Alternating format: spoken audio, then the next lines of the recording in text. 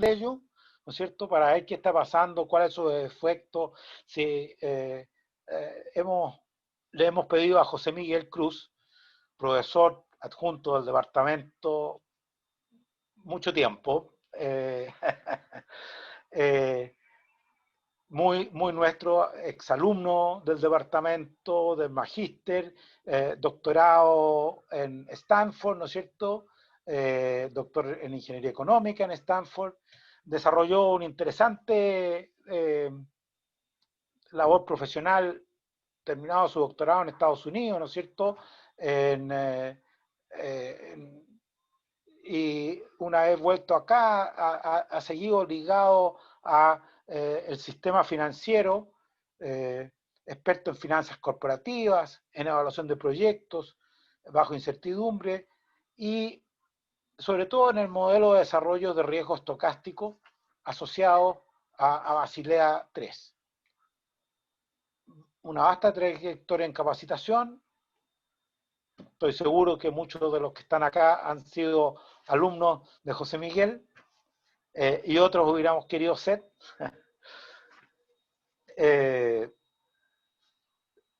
Trabajó en empresas de software financiero en Estados Unidos y abriendo mercados en Europa y América Latina.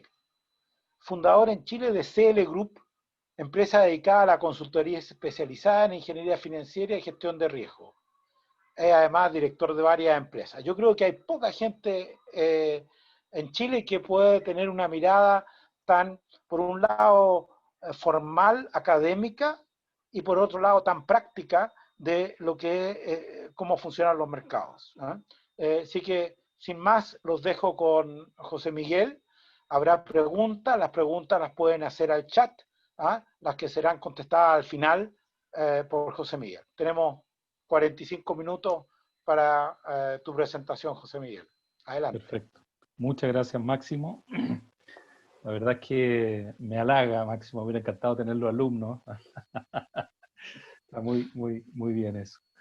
Oye, yo voy a, exactamente, Máximo, digamos, armó una muy buena introducción, y lo que quiero conversar con ustedes es justamente qué está pasando en el mercado financiero internacional que hace que esto realmente le podemos llamar una revolución, ¿ah? Una revolución en progreso en términos de los mercados financieros. Entonces, voy a compartir la pantalla para mostrarles mi presentación.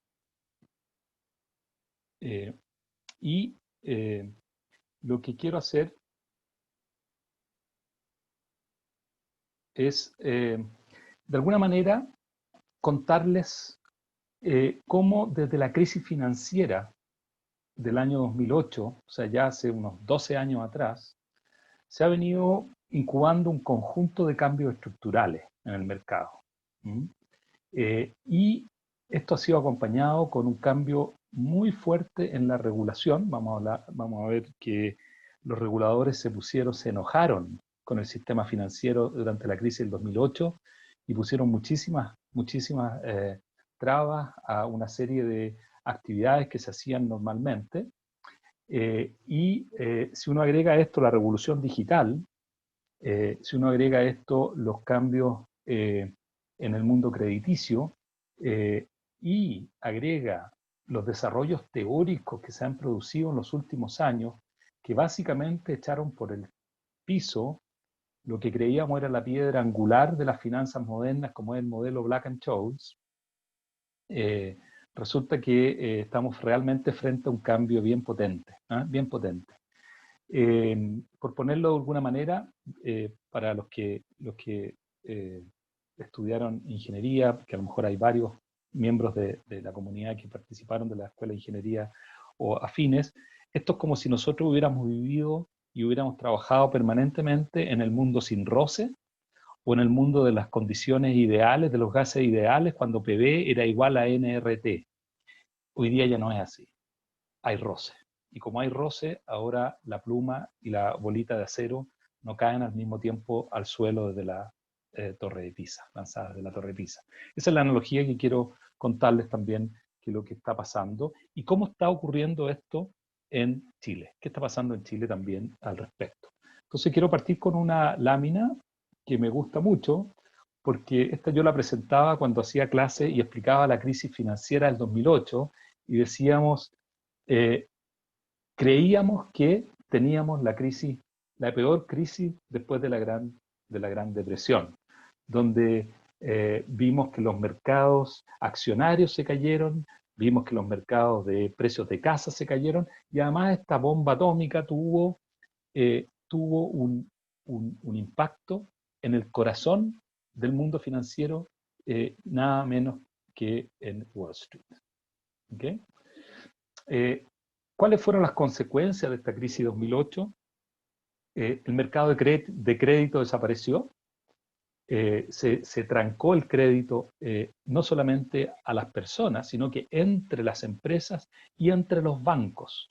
Los bancos se dedicaron a acumular liquidez y no prestaron nada, cosa que fue muy útil, entre paréntesis, para las lecciones de esta crisis del 2008 fueron muy útiles para todo lo que tuvo que ver con la crisis del COVID, que nos vamos a referir también, respecto de qué pasó con la banca en los momentos en que se trancó también el crédito acá en Chile. Pero el PIB de Estados Unidos cayó una tasa del 7% anual, los mercados accionarios cayeron más de un 50%, los precios de los commodities colapsaron, los precios de las casas cayeron en Estados Unidos un 35%, los bancos enfrentaron pérdidas millonarias, muchas instituciones emblemáticas quebraron o se fusionaron, y cientos de miles de millones de dólares fueron gastados por los gobiernos. La crisis generó, luego de esto, la más completa reforma regulatoria mundial. Se produjo lo que yo llamo el enojo de los reguladores frente a la banca, y hay varias películas que muestran esta situación, que yo las recomiendo. La situación fue que básicamente durante mucho tiempo, es decir, en los periodos en que se trabajaba el modelo de Basilea II, que era vamos a mejorar la medición de los riesgos crediticios, los bancos trabajaron cooperando con los reguladores internacionales. Pero en el momento de la crisis del 2008, los reguladores se dieron cuenta que los bancos no tenían suficiente capital para enfrentar una crisis del 2008 y que todos los modelos que habían desarrollado nunca fueron capaces de ponerse al día y de actualizar los requerimientos de patrimonio para enfrentar la crisis. Hay que recordar que el patrimonio de los bancos, el capital de los bancos, son las espaldas financieras que permiten absorber los shocks inesperados, que son como por ejemplo la crisis del 2008. Y con eso le dijeron, basta, se saca Basilea III, y Basilea III es más capital, mejor capital, mejor capital. Es súper simple, es un poco más complejo que eso, pero fue insistentemente, están subdimensionado el nivel de capital de los bancos, que es un 8% del activo ponderado por riesgo, como se decía antiguamente. Hoy día pasa a ser eso un número mayor, y lo vamos a discutir cómo se está llevando a cabo eso en la Ley General de Bancos y se está implementando.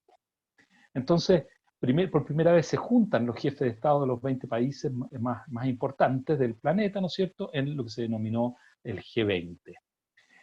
¿Y para qué? Para coordinarse en lo que se creía era la mayor recesión de nuestra era. No sabían nada de lo que venía.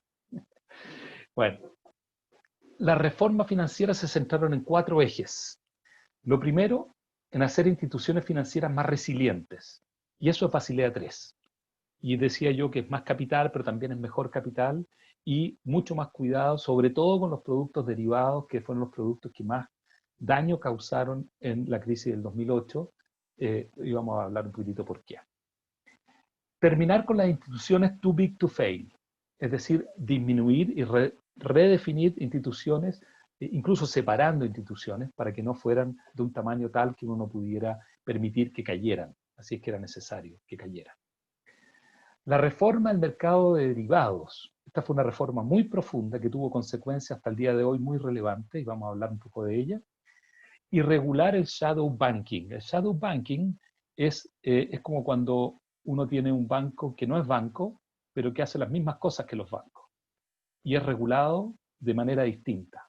Nosotros tenemos muchos ejemplos de situaciones como esa. El crédito no solamente lo da la banca, también lo dan las cooperativas, también lo dan, ¿no es cierto?, las cajas de compensación, y cuando los reguladores no están necesariamente exigiendo las mismas características a sus regulados para un producto que es igual, entonces hay una diferencia importante. Y esas son mejoras que tienen que ver en parte con la creación de la CMF, que lo que hace es que trata de juntar a reguladores en las antiguas superintendencias de valores y seguros y la superintendencia de banco en un solo regulador, y eventualmente uno podría pensar que hay otras regulaciones que van a caer bajo el circuito también de la CMF en términos de lo que significa el riesgo de crédito, porque el riesgo de crédito es igual y por lo tanto debiera regularse de la misma manera en todos los segmentos económicos.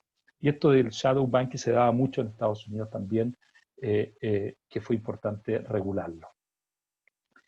En Chile, Basilea III se transforma en la ley de banco. La ley de banco ya se publicó, la reforma a la ley general de bancos, y en los artículos 66 bis y ter de la nueva ley general de bancos se les dice a los bancos: señores bancos, ustedes están subcapitalizados, les falta plata en el capital. ¿Cuánto les falta? 2.300 millones de dólares a todo el sistema. No es menor. Pero tienen bastantes años para incorporar este mayor capital. Y vamos a usar dos colchones. Un colchón que se llama el capital de conservación, que corresponde a un 2,5% de los activos ponderados por riesgo, que es la manera en que se mide el patrimonio. Y además vamos a imponer un capital contracíclico que se va a regular de forma variable. Si las cosas andan mal, entonces vamos a poner más capital. Si las cosas andan bien, voy a poder usar ese capital y reducirlo. Entonces, esto significa que eventualmente me faltan 5 puntos. Es decir, si hoy día la ley dice que hay que tener un 8% de los activos ponderados por riesgo en patrimonio, este número podría llegar a ser 13%, que es el número que se pide. Hoy día el promedio, para que ustedes tengan una idea, de la banca está entre el 10 y 10,5% de los activos ponderados por riesgo. Ahora, ¿qué mecanismos tiene la ley que incorpora mecanismos? Bueno, dice, señores, ustedes no, si es que el patrimonio está debajo de alguno de estos colchones, ustedes no van a poder retirar dividendos. En Estados Unidos son incluso un poco más potentes. Basilea III sugiere que los ejecutivos principales no reciban bonos. En la ley general de bancos se quedó simplemente con el tema de los accionistas, y tampoco podrán comprar acciones del banco en caso que estén no cumpliendo con estos límites.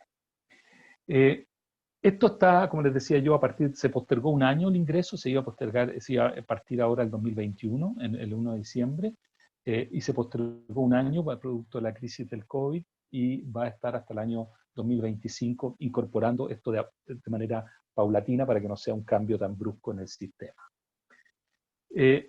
La segunda reforma de los mercados de derivados son los incentivos a crear lo que se llaman entidades de contraparte central, o Central Counterparty Clearing Houses. ¿Ya? Por su nombre en inglés se les conoce como CCPs.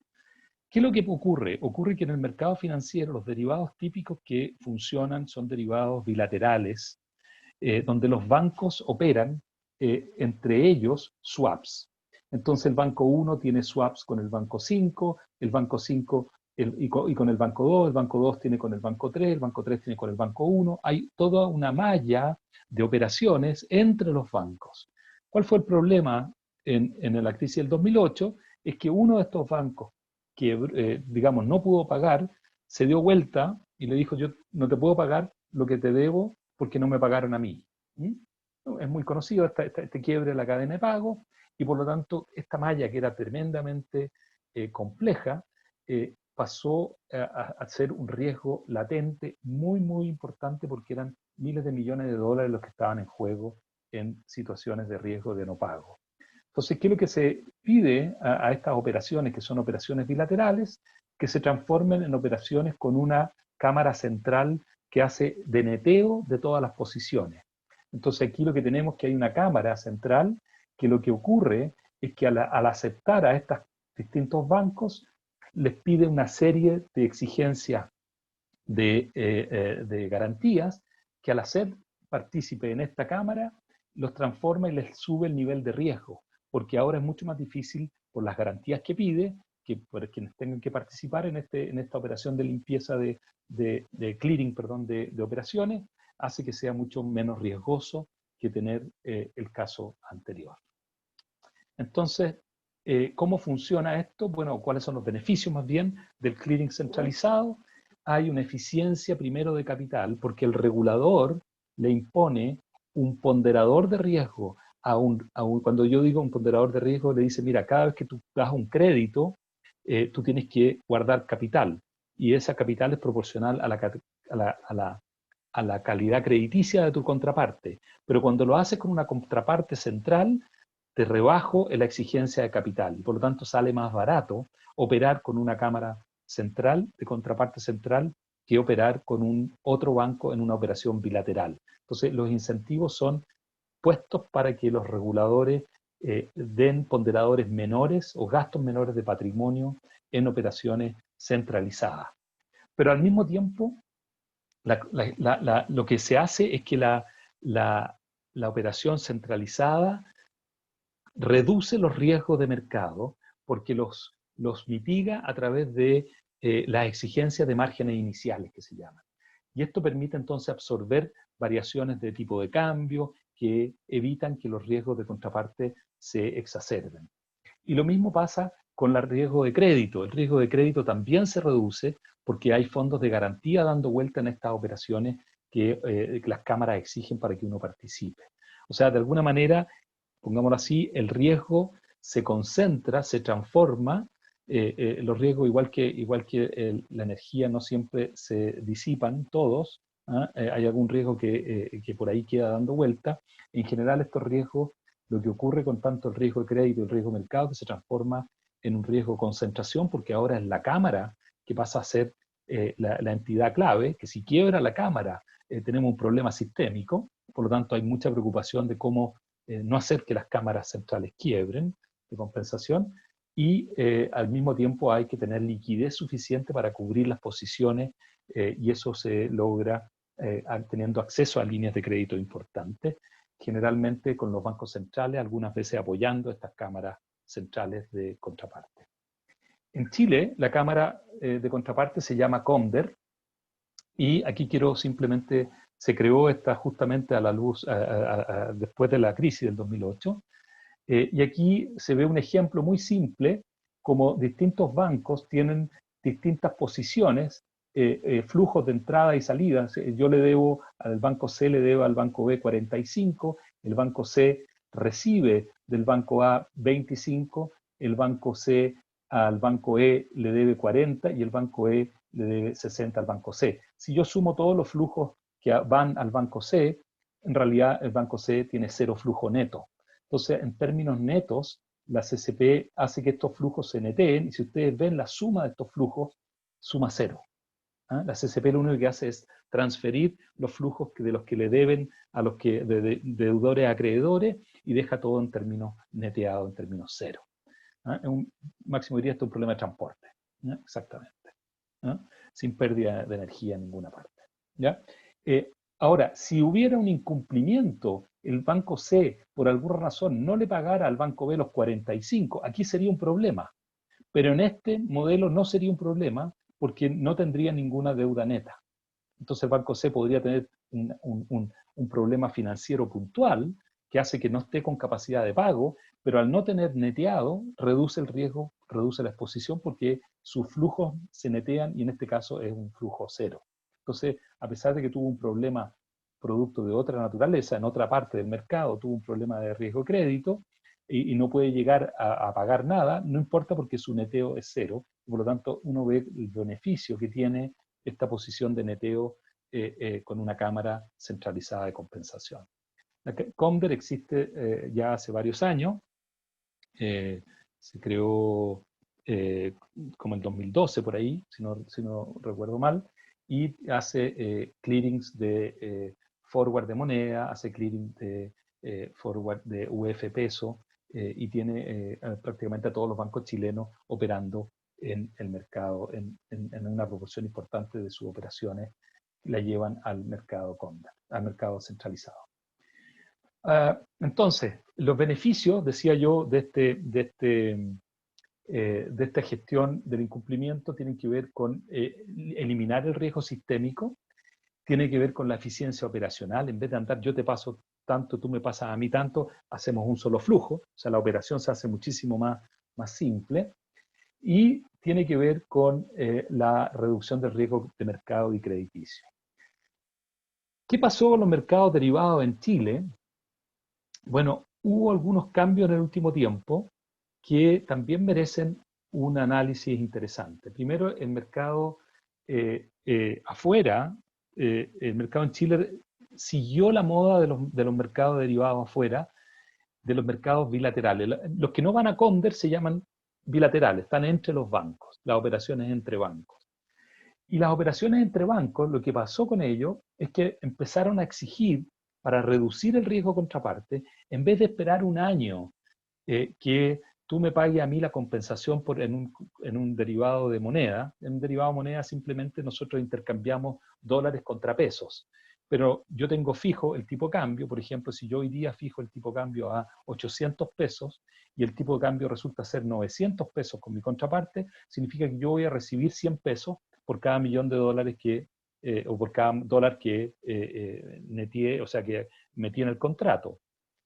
Al revés, si el tipo de cambio esa fecha hubiera sido 700, yo le tengo que pagar a la contraparte los 100 pesos. Entonces, esa compensación está generando un riesgo de crédito, porque al final de un año podría ser que yo estoy listo para recibir mis 100 pesos multiplicados por $1.000.000, 100 millones de dólares, y la contraparte quiebra.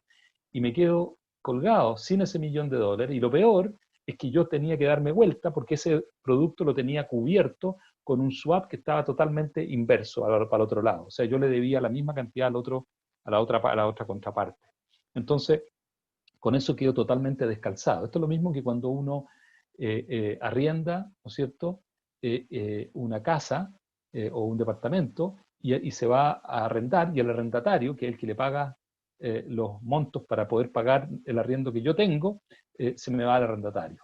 Me deja descalzado en mi pago de arriendo, ¿no? Entonces, es lo mismo, la misma idea. Entonces, ¿qué pasa con este riesgo de crédito? Para reducir ese riesgo de contraparte, lo que se hace es que se empieza a decir, mira, cada vez que de aquí, una vez al mes, vamos a mirar cómo están los valores y vamos a hacer compensaciones todos los meses. Entonces, yo te voy a pasar plata a ti, tú me vas a pasar plata a mí, dependiendo si yo te debo a ti o tú me debes a mí, dependiendo cuál es el valor del tipo de cambio en cada uno de esos puntos entre hoy y un año más. De esa manera, cuando llegamos al final del año, yo ya tengo prácticamente lo que estoy corriendo no corro un riesgo de un año, sino que corro máximo un riesgo de un mes. Porque estoy siempre haciendo pagos mensuales. Podrían ser pagos diarios también. Bueno, eso es lo que se llama el colateral. Y lo que empezaron a pedir los bancos locales son colaterales, pero colaterales en dólares para operaciones que se hacen en pesos. O sea, yo intercambio swaps de tasa de interés, que pago pesos y recibo pesos, solamente que tasa flotante versus fija, pero la compensación la hago en dólares. ¿Ya? Y esa compensación y ese colateral en dólares genera costos de oportunidad distintos a cómo se estaban valorizando antiguamente estos instrumentos financieros. Porque el costo de oportunidad ahora es el valor que gano con el colateral. ¿Y qué pasó con esto? Esto fue un cambio que se produjo en el mercado internacional, donde Goldman Sachs se dio cuenta en el año 2008, 2009, después de la crisis, que las tasas de interés con que se estaban valorizando estos instrumentos estaban siendo mal utilizadas por los bancos y por las compañías de seguros, y empezó a arbitrar a los mercados. Empezó básicamente a venderles productos que Goldman Sachs entendía cómo lo estaban valorizando y sabía que lo estaban valorizando mal, se conseguía los fondos más baratos y les vendía mucho más caros los productos, y los otros creían que estaban haciendo un buen negocio. Cuando se dan cuenta que en realidad el costo de oportunidad no es la tasa LIBOR, sino que la tasa OIS, que es la tasa que había que usar, tienen que reconocer una pérdida enorme. Y hay un artículo famoso aquí que lo cito, que es lo que se llama Goldman and the OIS Gold Rush, que es cómo ganó plata como enfermo durante años. Este es un artículo que apareció en la revista Risk en junio del 2013 y cuenta la historia de qué pasó. Pero lo más interesante de todo es que Goldman Sachs dijo, ¿dónde más puedo hacer esto?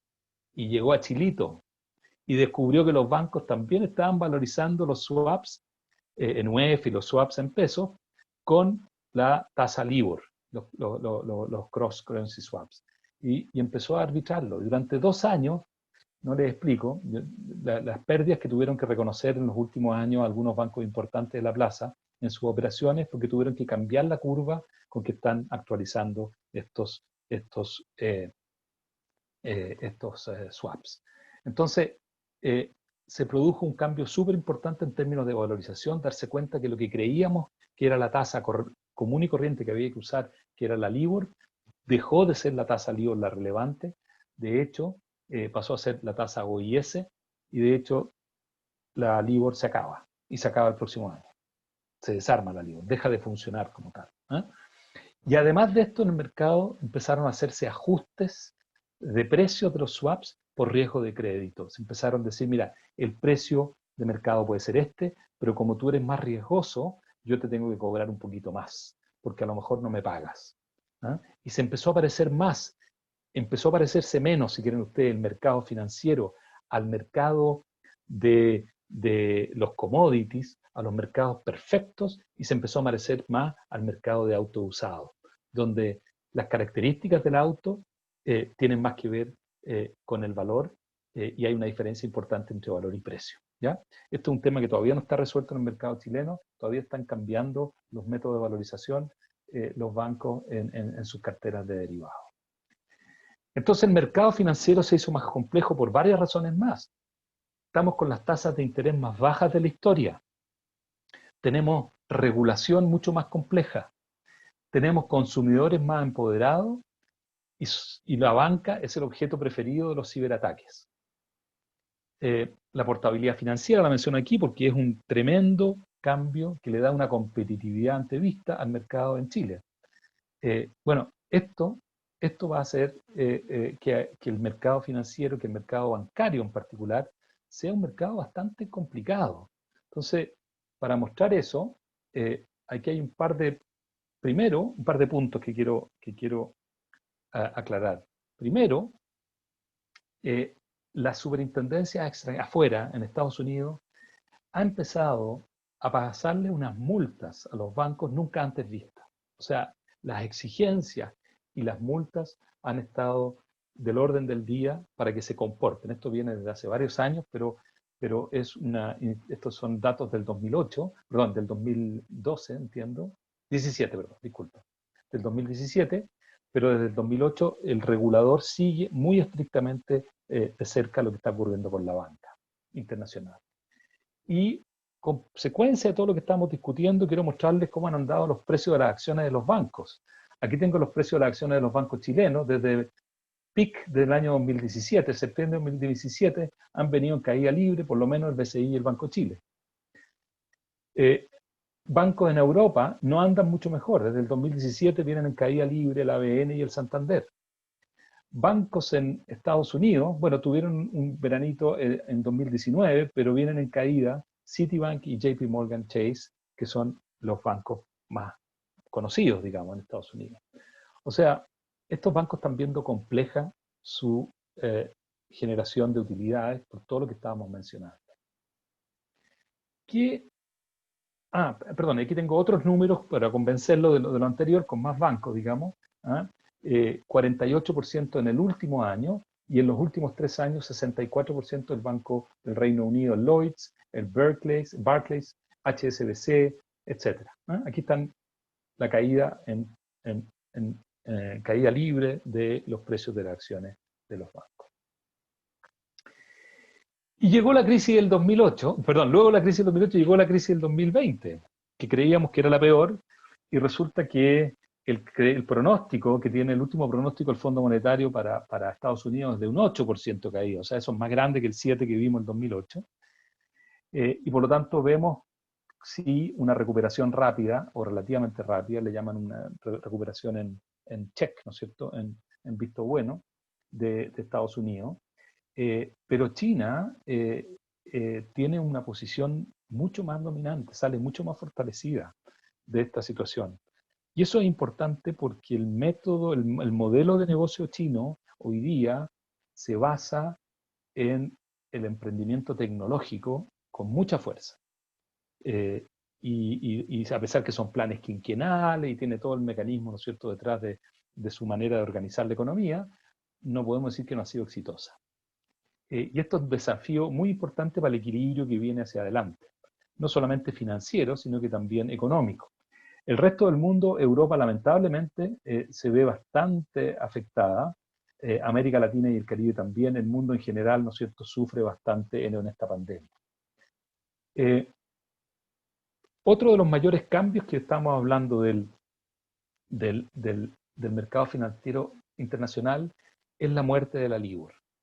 La LIBOR era una tasa, es una tasa todavía, que la Asociación de Bancos Norteamericana, o bueno, primero inglesa, después norteamericana, hay LIBOR de Estados Unidos, hay LIBOR de Inglaterra, a veces le ponen nombre US LIBOR, a veces los franceses le ponen PIBOR, como que la Paris Interbanking Offering Rate, en vez de la London. Ustedes saben que el enemigo a largo plazo del francés es siempre el inglés, entonces tiene que tener una competencia ahí importante.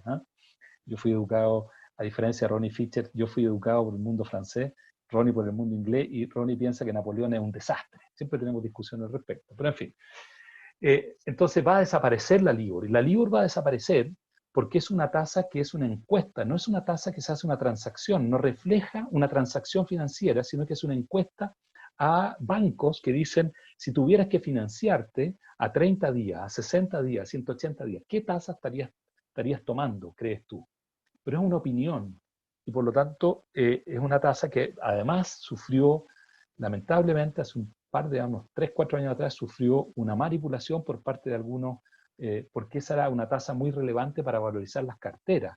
Entonces, el hecho de mover esa tasa, de alguna manera, hacía que yo perdiera o ganara plata en mi libro de negociación. Bueno, se va a cambiar la LIBOR por la SOFR, se llama, la SOFR.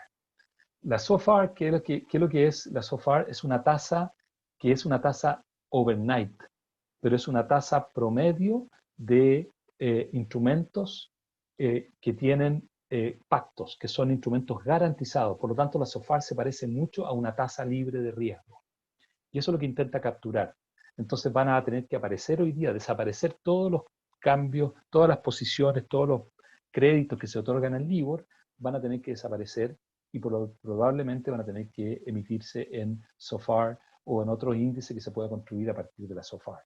Pero la LIBOR deja de existir a partir del segundo semestre del 2021, ya no existe más, y por lo tanto hay que modificar todos los contratos, el stock de contratos existentes que están hoy día en manos de la banca y de las compañías de seguro principalmente, hay que entrar a modificarlos por la tasa que va a reemplazar a la LIBOR. Aquí tengo un grafiquito de cómo se mueven estas tasas en los últimos, aquí hasta el marzo del 2020.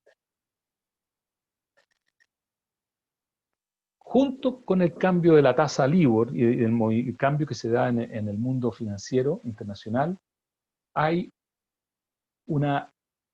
emerge con mucha fuerza el mundo fintech. Y el mundo fintech no es más que todas las aplicaciones que tenemos en nuestro teléfono, ¿no es cierto?, que signifiquen medios de pago, pero no solamente eso, son todas estas empresas que hoy día, como Mercado Libre, que sacaron sus métodos de pago y de financiamiento, como monedas, como billeteras, teléfonos que son billeteras, teléfonos que venden seguros, teléfonos con los cuales pueden hacer inversiones y que se hacen independientes de los bancos y se hacen a veces incluso independientes del sistema financiero formal. Y por lo tanto, aquí hay una competencia feroz hacia el mercado establecido de la banca. No todas estas van a terminar siendo exitosas, pero hay un crecimiento bastante interesante, tanto en Chile como, para qué decir, en China, ¿no es cierto? Y en otros países de América Latina también, de este tipo de aplicaciones. Algunas de ellas se preocupan de recabar datos. Hay una serie de información que nosotros peleamos mucho tiempo cuando nos preocupaba el mundo del riesgo de crédito, que solamente usaba DICOM, solamente usaba información negativa de las personas, pero aquella persona que pagaba sus cuentas regularmente, no aparecía en ninguna parte esa información positiva, y por lo tanto, cuando iba a pedir un crédito le decían, no, usted no existe en el sistema financiero, porque, pero yo pagaba todas mis cuentas, sí, pero solamente si usted ha tenido un crédito y lo ha pagado, es que yo puedo darle un crédito. Bueno, pero estoy en una trampa aquí, pues si no me dan crédito y no puedo mostrar que voy a pagar. Bueno, hay una serie de emprendedores que han empezado a buscar y recolectar información de pagos positivos autorizados por los clientes y formar estas bases de datos positivos que empiezan a funcionar en Chile. Y el problema de esto es que cuán reguladas están estas empresas, porque esto no está bajo la supervisión de nadie. Entonces, aquí hay también situaciones complejas que hay que entrar a pensar hacia adelante cómo se manejan. ¿Qué es lo que se viene en el tema futuro financiero? Bueno, el crecimiento del mundo digital post pandemia ha sido súper relevante. El crecimiento de lo que ha sido, por ejemplo, en Chile, en algunos bancos que me ha tocado conocer, cómo han crecido las cuentas vistas. Cómo, piensen ustedes, la capacidad que tuvo el mercado para absorber el retiro del 10% de las AFPs que llegaron a cuentas vistas de todas partes, la cuenta RUT del Banco del Estado. Esos desarrollos son tremendamente interesantes como desarrollos de inclusión financiera. Por lo tanto, eso sumado con todo el fintech y todos los aspectos de desarrollo que estamos viendo, tiene un tremendo futuro. Los bancos están en una situación compleja. Funcionan con sistemas de información y tecnologías que muchas de ellas son legacy, que son legados antiguos, que son tecnologías pesadas. Procesos, yo les digo, conozco bancos que todavía programan en Fortran, no lo repitan, pero existen, algunos. Están enfrentando sistemas antiguos, regulación más exigente, mayor competencia, y son el objeto preferido de los ciberataques. Por lo tanto, hay un desafío importante para la banca reinventarse. Muchas de ellas están comprando e incorporando compañías fintech, están, digamos, trabajando junto con las fintech. La fintech es una tremenda oportunidad, pero es una innovación y agilidad enorme, pero probablemente nosotros tendemos como consumidores a seguir masivamente a la solución que más nos gusta. Por ejemplo, todos usamos Zoom, o todos usamos Netflix, y por lo tanto, o todos usamos Google. Y por lo tanto, una vez que se transforme alguna de estas soluciones en un estándar, ¿estamos creando un futuro monopolio? Hay preguntas ahí interesantes de economía industrial que salen de estas creaciones y estas innovaciones. El desafío es la seguridad y la privacidad de los datos. O sea, 5G, China versus Estados Unidos, se ha tratado de eso. Seguridad, privacidad de los datos. ¿Cómo la tensión entre seguridad nacional y privacidad? En algunas partes, ¿no es cierto?, en algunos países es más importante la seguridad que la privacidad, en otros menos. Pero lo que nos queda seguro de este análisis que estamos conversando es que hay una tremenda oportunidad de cambiar el mercado financiero para mejor. Así que eso es lo que quería comentarles.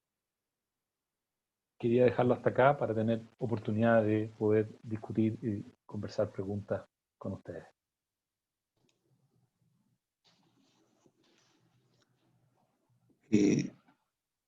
Hola, bueno, las preguntas las pueden canalizar a través del chat. Está abierto el chat para que sean abiertas y las pueda ver José Miguel.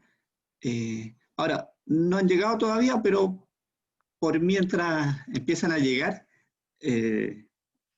bueno, puedo partir con algunas propias, porque la verdad es que estuvo bien motivante y preocupante la presentación. Me pregunto si tú ves que apuntamos a una concentración en la banca, dadas las dificultades que tú mismo mencionaste que está presentando, la complejidad del negocio. ¿Iremos a una concentración? Mira, la banca chilena es tremendamente de nicho. O sea, hay bancos, hay segmentos bancarios que compiten entre sí, que son la banca grande, la banca multiproducto, pero hay una serie de bancos que son pequeños, que están especializados en determinados segmentos. Yo creo que lo que va a pasar en esos segmentos es que se va a crear un trabajo de desarrollo más estratégico, de cautivar al cliente y de fidelizar al cliente a través de beneficios específicos. Yo creo que probablemente ya hemos visto un proceso de concentración, ya hemos visto la salida de algunos bancos, hemos visto fusiones, puede ser que se dé algo más que eso, pero se van a mantener, ¿cierto?, esta competencia de 2 o 3 grandes, el Banco del Estado por otro lado, y algunos pequeños peleando nichos más específicos que se conocen bastante bien quiénes son, digamos, ¿eh? Pero yo creo que podría, de alguna manera, todavía fusionarse algún poco más, si es que hay espacio en ese trabajo. Perfecto. Ya nos empezaron a llegar algunas preguntas. Mauricio Plasenco pregunta, ¿qué pasa con la irrupción de las criptomonedas? Sí, mira, yo tenía mucha esperanza en las criptomonedas. Me da la sensación que la tecnología va a seguir avanzando más por el lado de lo que está haciendo las empresas chinas con sus, digamos, monedas virtuales con el teléfono, pero creo que hay un problema de estabilización y mala fama que han tenido algunas criptomonedas. Por ejemplo, Facebook trató de sacar la Libra, creo, que se llamaba la criptomoneda de Facebook, y hay, el tema de la moneda es fundamental la confianza, y yo creo que el público castigó mucho a Facebook porque no le tiene mucha confianza de que los datos son privados, de que no manipula mucho los datos. Ha habido ahí alguna serie de dudas respecto a eso. Entonces creo que es fundamental quién está detrás de esas criptomonedas para ver cuáles pueden mantenerse en el tiempo y cuáles no, porque la confianza es fundamental en ese tema. Perfecto. Ya empezaron a llegar bastantes preguntas. A José González quería si podías profundizar algo más respecto de los derivados y la muerte de la tasa LIBOR. Sí, lo que ocurre es que la LIBOR, a ver, recordemos que la LIBOR fue considerada por mucho tiempo la tasa libre de riesgo, porque era una tasa en que los bancos se prestaban entre sí, y esos bancos eran bancos que tenían un nivel crediticio muy, muy bueno. Y lo que ocurrió en el 2008 es que nos dimos cuenta que esos bancos que eran tan buenos, no eran tan buenos cuando enfrentaron una crisis del tamaño del 2008. Y por lo tanto empezó a despegarse el spread crediticio. En el fondo la tasa LIBOR empezó a ser cada vez más alta porque empezó a incluir una prima por riesgo, porque los bancos ya no tenían cero riesgo desde el punto de vista del intercambio. Se parecía más a cuando uno le pide plata, el vecino le pide a uno plata y uno dice, chuta, ¿eh? ¿Me la irá a pagar o no me la irá a pagar? Entonces le aplico una tasa de interés un poquito más alta por si no, no me la devuelve. Lo mismo pasa acá. Entonces, primero, darse cuenta que la tasa LIBOR dejó de ser, durante la crisis, dejó de comportarse como una tasa libre de riesgo. Y luego, la manipulación que sufrió muchísima credibilidad.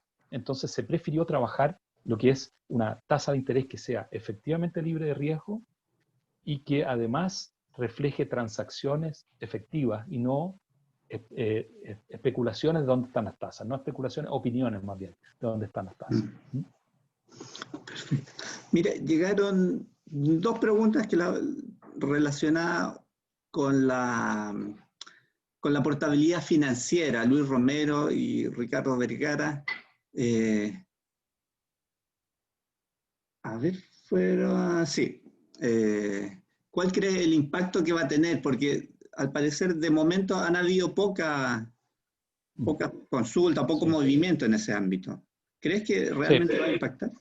Sí, va a impactar. Lo que ocurre es que todavía tenemos muchos clientes cautivos en la banca.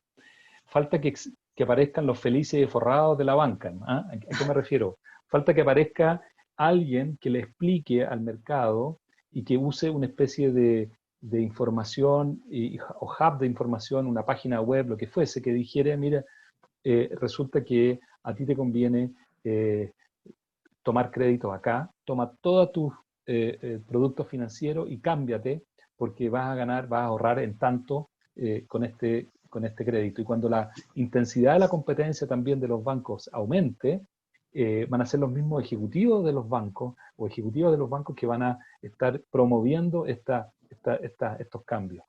Es una tremenda noticia la portabilidad financiera para la mejora de la educación financiera. Hay que hacer mucha educación todavía financiera en este aspecto, pero va a significar realmente mejores condiciones y no que uno se quede, porque ¿cuál es el negocio del banco, en comillas, bien entendido, pero puede modificarse? El negocio del banco era, yo te doy un crédito hipotecario barato, porque te mantengo 20 años conmigo yendo al banco o mandando pagos todos los meses, y mientras tanto te vendo tarjeta de crédito, te meto comisiones por seguros, te meto todos los productos y te tengo como un cliente cautivo, porque para salir de allí yo siempre puedo o bien ofrecerte mejores condiciones si es que llega una oferta de prepago, o te puedo simplemente aprovechar de que tú nunca preguntas nada, dejar ahí durmiendo tranquilito, ¿ya? Bueno, eso de este cliente medio dormido, a lo mejor va a tener que vamos a tener que ayudarlo a despertarse, digamos, con mayor educación financiera, pero hay una oportunidad tremenda de mejorar el acceso a no solamente a mejores tasas, sino también a más productos, ¿eh? Hay no solamente, ojo, las personas, también las empresas. Muchas empresas que dependen de un solo financiamiento y está sometida a las tasas y entregar garantías a un solo banco, y esas garantías a veces se podrían optimizar. No tengo para qué entregar el 100% de la garantía, porque podría yo meter parte de la otra garantía en otra institución financiera y conseguir más crédito con otra institución. Entonces yo creo que aquí va a haber más competencia de todas maneras. Buen dato para los emprendedores que estén ahora mirando, ya les diste un negocio a desarrollar. Y a propósito de emprendedores, Guillermo González, pregunta si tú crees que estamos ya en un periodo de máximo en términos de impacto financiero a propósito del COVID. ¿El COVID? Y qué debiera hacer LATAM Chile para generar una oportunidad en el nicho de los emprendedores. Mira, desde el punto de vista del impacto, yo diría que hay que tener cuidado, porque lo que pasó en el mundo financiero fue que durante los primeros meses hubo muchos alivios que se le dieron a los deudores. Y resulta que después de eso se les dijo ya, se acabaron los alivios, y desde agosto a septiembre para la fecha, ahora viene la verdad. Ahora vamos a ver realmente quién va a pagar y quién no va a pagar, porque mientras tanto estábamos todos encerrados, los bancos dijeron ya vamos a dar alivio, nos pidieron que diéramos alivio, se acercaron las autoridades y nos dijeron por favor hagamos este esfuerzo por dar alivios. ¿Qué viene ahora? Viene un problema que no es simple, yo no sé si estamos en el peor, yo creo que primero viene el choque económico, vienen muchos de esos clientes que estaban a lo mejor ahora con empleo, que pasan a perder el empleo. Hay más de 2,5 millones de empleos que se pierden en un periodo corto de tiempo. Entonces, tenemos ahí un problema. Y tenemos el segundo problema, que es que la actividad económica tampoco fue súper injusta, porque se concentra en algunos segmentos. Por lo tanto, yo diría, vamos a tener un tiempo en el cual los próximos 3 meses vamos a ver todavía mucha deuda morosa incrementándose, en general, en promedio, y luego debiéramos ver ya dependiendo de la estrategia que siguió cada banco, porque yo podría haber dicho voy a reconocer inmediatamente toda la pérdida, voy a hacer la pérdida. Hay otros que yo lo estoy como manteniendo a flote, a ver si me pueden pagar o no me pueden pagar, y de repente me doy cuenta que los reprogramé, pero en realidad lo que hice fue postergar el problema al reprogramarlo, porque en realidad no van a encontrar trabajo en los 3, o su empresa no va a lograr incrementar las ventas en los próximos 3 meses. Por lo tanto, yo no sé si estamos en el peor momento o estamos a punto de estar en el peor momento, pero estamos en una situación complicada todavía. Sí. Ahora hemos visto de parte del gobierno que ha hecho muchas acciones para sopesar esto. O sea, Eh, sí, perdón. Sí, ¿Tú crees no, que... quería, perdón, no, que se me olvidó decir algo que fue muy importante. El 10% fue la salvación. mm, El 10% fue un tremendo shock positivo ¿cómo se llama? Al bolsillo de los bancos. ¿Mm? Alivió mucho porque mucha gente decidió pagar las deudas que tenía pendientes. Yo vi efectivamente. deudas antiguas, castigadas, o sea, estaban fuera del balance, que se pagaron. Gente que dijo, no quiero estar más en el DICOM. Uso este 10% para salir del DICOM. ¿Mm? Mira qué Entonces eso. interesante. Mm. JR Consignani, muchas gracias. Fue alumno tuyo. Quisiera preguntar, ¿cómo ve el panorama en relación al advenimiento de las tecnologías, la globalización y la industria financiera local? ¿Existirá en el horizonte de mediano plazo una apertura de Chile a la industria financiera extranjera 100% digital? Mm. Mira, yo creo que aquí hay un desafío importante que es cómo nos insertamos nosotros como país en esta carrera al mundo digital que ya no tiene vuelta. O sea, entonces hay temas de infraestructura, hay temas tecnológicos que son súper relevantes, hay temas regulatorios, porque aquí uno empieza a pensar y dice, a ver, metámonos en las patas de los caballos, digamos.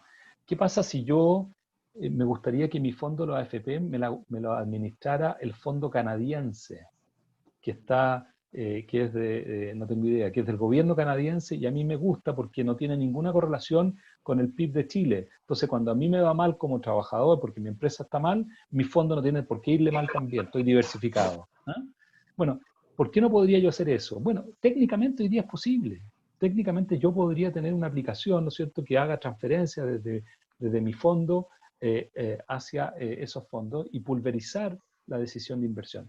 Eso sería un tratado de libre comercio financiero. Recuerden ustedes que los tratados de libre comercio que firmamos son todos comerciales. Se dejó explícitamente fuera al sector financiero. Pero eso tiene que ver con el tema de la regulación.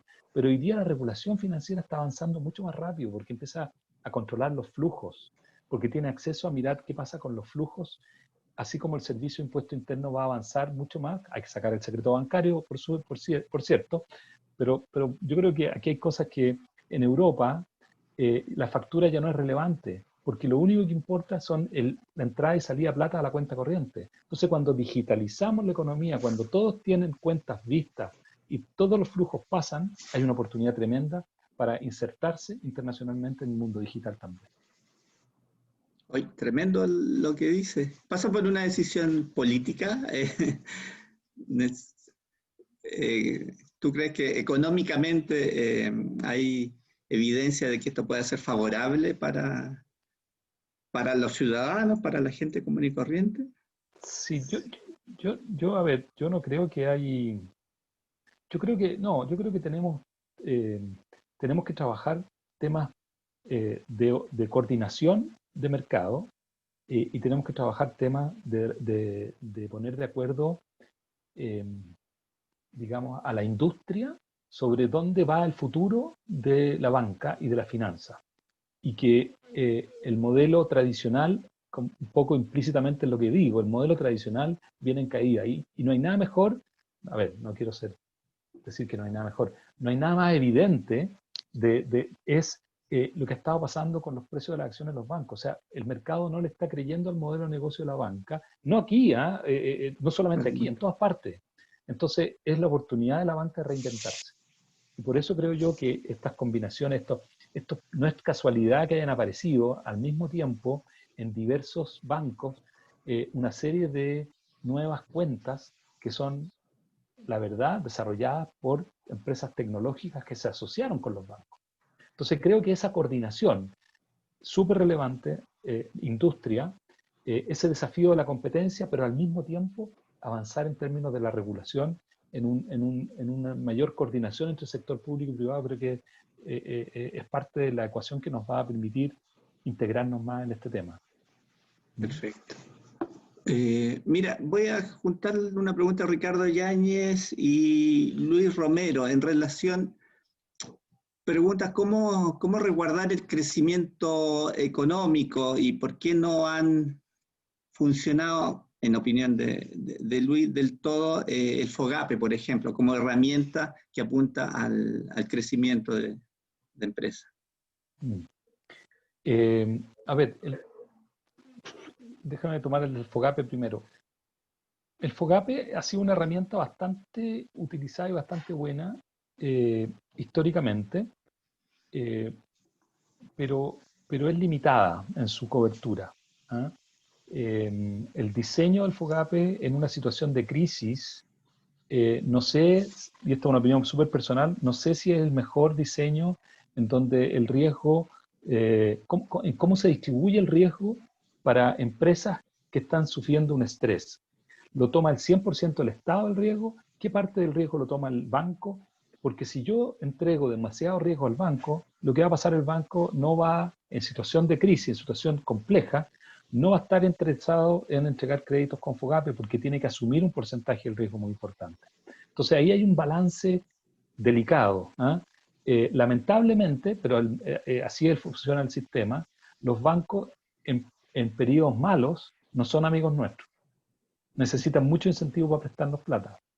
Y al revés, en periodo bueno, nos andan persiguiendo para prestarnos plata. O sea, uno dice que los bancos aceleran el ciclo económico, o sea, inflan y desinflan el ciclo económico. Por lo tanto, ahí el rol de la autoridad en términos de los instrumentos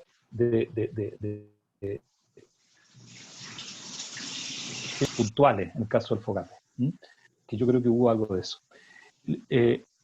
La otra pregunta tenía que ver, perdona, con el tema del crecimiento económico y el medio ambiente. Sí, con las herramientas que, cómo el modelo podría permitir un crecimiento a mediano y largo plazo en ese ámbito. Yo creo que aquí hay una tremenda oportunidad para ser innovadores en temas de medio ambiente. Yo el otro día discutía sobre, por ejemplo, la posibilidad de los desafíos que significa el agua, de ponerle precio al agua industrial sobre todo, el agua de las mineras. ¿Qué pasa si nosotros empezamos a tener un mercado de futuros de agua? Un mercado de futuros de agua donde todos los proyectos que se están construyendo, que están desalando agua, no de las aguas terrestres, que las aguas terrestres, cuidado, ahí tenemos que diferenciar muy bien qué aguas son las que vamos a utilizar para la minería, no las glaciares ni las aguas terrestres, que debieran tener otro foco. Pero ¿qué pasa con las aguas desaladas? ¿Cómo yo creo un mercado de futuros y digo, mira, el 2020, no sé, pues el 2025 o el 2027, yo te voy a vender porque tu proyecto de expansión requiere agua en ese periodo, en horizonte largo de tiempo, y eso me da tiempo a mí para construir las tuberías para llegar a ese punto. Y eso sí, en la medida que aparece ese mercado financiero y cubre el hecho de proteger el medio ambiente de manera moderna y con un mercado que funciona protegiendo también a las aguas terrestres. Entonces creo que ahí hay un ejemplo bien interesante de desarrollar este tipo de temas. Exactamente. Y bueno, y en un tema aquí, José González, mucho más contingente que se está discutiendo en estos momentos. Pregunta, ¿qué opinas respecto al segundo retiro del 10%? Y la otra que se está discutiendo respecto del ahorro previsional a través del IVA. ¿Te parece una buena idea? Mira, a mí el segundo retiro de la AFP, yo tiendo a pensar que se nos acortan, se nos agrandan los problemas futuros. Se nos hace más grande el desafío futuro o sea, en el fondo uno sabe que esto es pan para hoy, hambre para mañana, pero otros dicen, no, pues es hambre hoy o hambre mañana, y tienen toda la razón también. Entonces, la única diferencia quizá es que a lo mejor dejando ese 10%, esa segunda parte del 10%, o a lo mejor focalizándolo en aquellos que realmente no tienen ninguna chance no, o sea, no hacerlo masivo, lo que hago a la larga es quizás empeorar el problema porque los desafíos futuros podrían ser mucho más grandes en términos de mejorar las pensiones cuando ya saqué 20 en vez de que saqué 10 nomás. Esa es la única duda que yo tengo. Ahora, entiendo que hay casos muy complejos y que en casos excepcionales a lo mejor hay que ser flexible. Y respecto al IVA. El IVA, mira, no sé, el IVA no me gusta o sea, el IVA tiene una ventaja enorme, es fácil cobrarlo. Yo creo que, pero es tremendamente regresivo, entonces ahí es donde me duele un poquito. No tengo una opinión demasiado formada, para ser honesto. No la he estudiado demasiado ese tema, así que prefiero pasar. Bueno, para la próxima Para la charla próxima. la viene más madura. Mira, y bueno, ya estamos en la hora, vamos cerrando. Tenemos la última pregunta de Jocelyn Tapia.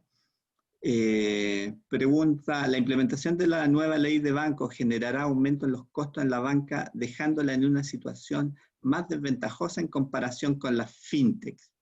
Su pregunta es. Yo creo que hay algo de eso.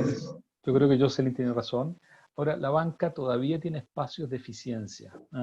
La banca descubrió que en pandemia podía seguir funcionando y no necesitaba ir a las casas centrales. O sea, yo digo, hoy día hay una eficiencia que se puede ganar cerrando oficinas, disminuyendo los costos fijos, mejorando, o sea, creo que hay espacio. No es tan fácil, pero sí efectivamente la nueva ley de banco le va a significar más costos a la banca y las fintech van a seguir compitiendo con ella. Perfecto. Y bueno, ya vamos cerrando, estamos en la hora. No sé, Máximo, ¿quiere? No, simplemente darle las gracias a José Miguel primero por la interesante charla, a todos los participantes. Cuando empezó esta pandemia había un dicho que decía que andaba, un refrán chino, ¿no? Dice que te deseo que vivas años, una maldición, ¿no? Te deseo que vivas un año interesante. Yo creo que vamos a vivir estamos viviendo años muy interesantes en todos los sectores, pero particularmente en el sector financiero.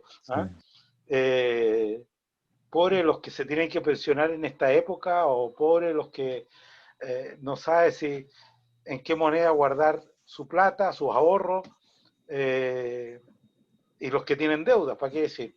Así que es complicado, pero es así, estamos viviendo periodos muy interesantes, si es que uno tiene la capacidad de observarlos nomás. Bien, muchas gracias a todos, José Miguel. No, gracias. Realmente muy interesante. Esperamos tenerte el próximo año en otro, a ver si repetimos este ciclo que ha sido, estamos llegando ya en los últimos meses, pero ha sido muy apoyado por toda la comunidad, digamos. Hemos tenido realmente mucho apoyo y quizás va a ser una forma más continua de comunicarnos. Perfecto. Ya pues, muchas gracias a todos. Gracias. Y hasta la próxima. Que estén muy bien. Que estén muy bien. Gracias. Chao, Máximo. Chao. Chao, Daniel. Chao. Chao.